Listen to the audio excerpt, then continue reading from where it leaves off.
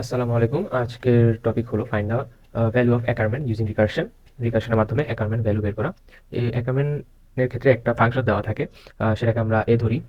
সেখানে আমাদের দুইটা ভ্যালু থাকে, সেটাকে আমরা এম আর এন দ্বারা রিপ্রেজেন্ট করি। অ্যাকারম্যান ফাংশনের তিনটা কন্ডিশন আছে, আমাদের প্রথমে তিনটা কন্ডিশন দেখতে হবে। তো প্রথম কন্ডিশন হচ্ছে, প্রথম কন্ডিশন হলো if if M is equal 0। যদি আমাদের প্রথম কন্ডিশনটা স্যাটিসফাই হয়, সেক্ষেত্রে আমরা কি করব, n প্লাস 1 রিটার্ন করব। অ্যাকারম্যানের দ্বিতীয় কন্ডিশন হলো if m not equal 0, sorry, m not equal 0 and but n equals to 0। সেক্ষেত্রে আমরা রিটার্ন করব অ্যাকারম্যান ফাংশন, মানে আমরা সেই ক্ষেত্রে রিকারশন ইউজ করব। সেটা হবে আমাদের যে অ্যাকারম্যান ফাংশন আছে সেটার ভিতরে m ইজ হবে m মাইনাস 1 আর n এর ভ্যালু হয়ে যাবে 1। থার্ড কন্ডিশনে ইফ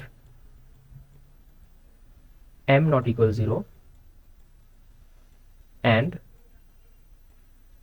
n নট ইকুয়াল 0, এই ক্ষেত্রে আমরা রিটার্ন করব Ackermann of m minus 1 and Ackermann of m n minus 1। Ackermann ফাংশনের ক্ষেত্রে আমাদের এই তিনটা কন্ডিশন চেক করতে হয়। এই তিন কন্ডিশনের মধ্যে প্রথম কন্ডিশন হলো আমাদের বেস কন্ডিশন, যার মাধ্যমে আমাদের রিকারশনটা বন্ধ হয়ে যাবে বা টার্মিনেট হয়ে যাবে। এছাড়া দ্বিতীয় আর তৃতীয় ফাংশনটা হলো আমাদের রেগুলার ফাংশন, যেটাতে আমাদের রিকারশনটা চলমান থাকবে। এখন চলুন আমরা একটি কোডের মাধ্যমে অ্যাকারম্যান ফাংশনটা দেখে আসি। একটা খালি কোড শুরু করি, hashtag include iOS stream using std int Ackermann. আমরা একটা অ্যাকারম্যান ফাংশন ক্রিয়েট করি, যেখানে আর্গুমেন্ট হিসেবে আমরা নিব m আর n এর ভ্যালু। আমরা এটাকে লিখে ফেলি। তো আমাদের ফার্স্ট কন্ডিশন চেক করব, ইফ m ইকুয়াল 0, সেই ক্ষেত্রে আমরা রিটার্ন করব n প্লাস 1। এলস ইফ, আমাদের সেকেন্ড কন্ডিশন ছিল, যদি বড় করে দিই, যদি m not equal 0 and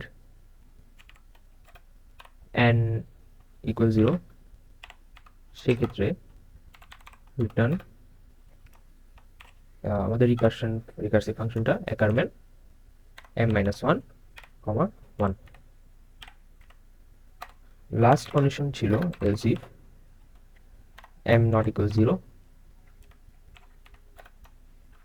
and n not equal 0, সেক্ষেত্রে আমরা রিটার্ন করব অ্যাকারম্যান অফ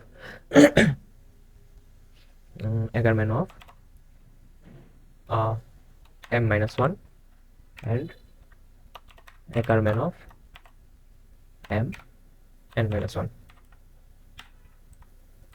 এটা আমাদের অ্যাকারম্যান ফাংশনটা প্রস্তুত হয়ে গেল। এরপর আমরা মেন ফাংশনে যাই। মেন, এখানে আমরা দুইটি ইন্টিজার নিব, int m আর n। cin m আর n, এটার ভ্যালু ইনপুট নিব। তারপর আমাদের ভ্যালুগুলোকে অ্যাকারম্যান ফাংশনে পাস করব, অ্যাকারম্যান mn। আর সি আউটে আমরা এটাকে ডাইরেক্ট সি আউটের মধ্যে লিখে দিতে পারি, সি আউট অ্যাকারম্যান n9। এখন আমরা রান করলে আমাদের অ্যাকারম্যান ফাংশনটা পাওয়ার কথা। আমরা যদি রান করি,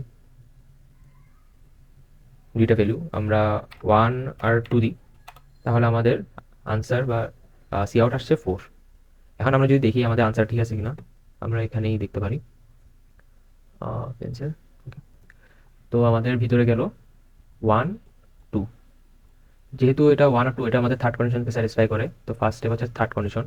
থার্ড কন্ডিশনের মধ্যে আমরা জানি অ্যাকারম্যান অফ, এরকম এ দ্বারা লিখলাম, m-1 মিনস 0, আর Ackermann of m equals to 1 আর n-1 মিনস 1। ওকে, দেন আমরা সেকেন্ড স্টেপে গেলাম, a 0 a অফ, আমরা এখানে ভিতর যাই দেখতেছি যে 1 1 এটা আবার আমাদের থার্ড কন্ডিশনকে আবার স্যাটিসফাই করতেছে। আমরা ভিতরে লিখব m-1 means 0 0, then Ackermann a of 0 আর n-1 মিনস, সরি এটা হবে যে করছি এখানে, ফার্স্ট হবে আমাদের 1, যেহেতু m যে রেগুলার ভ্যালু সেটা বসবে, এরপর হচ্ছে n-1 মিনস 0। ওকে, এবার থার্ড স্টেপে যাব, a 0 a দেন 0। এখন আমরা 1 0 1 0 আমাদের সেকেন্ড কন্ডিশনকে স্যাটিসফাই করছে, যেখানে m is not equal 0 but n equals to 0। সেক্ষেত্রে আমরা দেখতেছি যে অ্যাকারম্যান হবে a অফ, এটা হয়ে যাবে আমাদের m-1 মিনস 0 আর n হয়ে যাবে 1।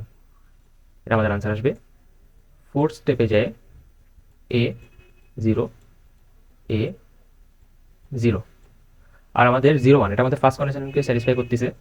সেক্ষেত্রে আমরা রিটার্ন করবো n+1, n এর মান এখানে হচ্ছে 1, দ্যাট মিনস এখান থেকে আমরা n+1 মিনস 2 রিটার্ন 2 পাবো।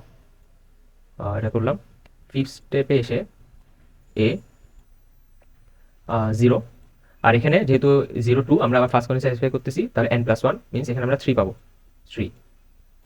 তো আমরা সিক্স স্টেপে যখন যাব, a আমরা আবার এটা ফার্স্ট কন্ডিশন স্যাটিসফাই হচ্ছে, সেই কারণে আমরা পাবো এটা পাবো না, আমরা ডিরেক্ট মানটা ভ্যালুটা পেয়ে যাবো, যেটা হবে আমাদের 4। তো আমরা দেখতেছি যে আমাদের a4 ভ্যালুটা ঠিক আছে। আর আমরা কিভাবে a4 ভ্যালুটা আসছে আমরা এখানে স্টেপ বাই স্টেপ আমরা এখানে দেখতে পারলাম। এভাবেই রিকার্শনের মাধ্যমে অ্যাকারম্যান ফাংশন ক্রিয়েট করতে হয়। ধন্যবাদ।